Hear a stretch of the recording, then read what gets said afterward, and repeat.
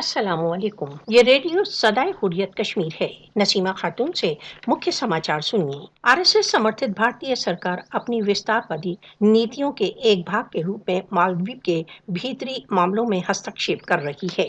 भारत के बढ़ते प्रभाव मालदीव की प्रभुसत्ता तथा स्वतंत्रता के लिए घातक हैं। सत्तारूढ़ मालदीव सरकार अपनी जनता के विरुद्ध भारतीय कठपुतली के रूप में व्यवहार कर रही है। सत्तारूढ़ डेमोक्रेटिक दल अपने तुच्छ निहित स्वार्थों के लिए मालदीव को बेच रहा है।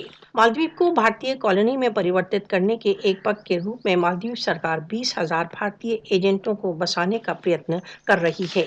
भारत मालदीव को एक भारतीय सैनिक अड्डे में बदलने के लिए अपने सैनिक अधिकारियों तथा अन्य उपकरणों को मालदीव की धरती पर ला रहा है।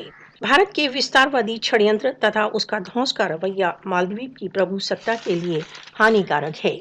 बीजेपी के नेतृत्व की भारतीय सरकार के विस्तारवादी षड्यंत्र क्षेत्र में शांति के लिए बाधक हैं। मोदी के नेतृत्व की भारतीय सरकार के विस्तारवादी षड्यंत्र संपूर्ण दक्षिण एशिया के लिए बहुत बड़ा खतरा है। इससे पूर्व कि देर हो जाए, भारत के विस्तारवादी षड्यंत्रों को रोकने के लिए विश्व को आगे बढ़ना चाहिए।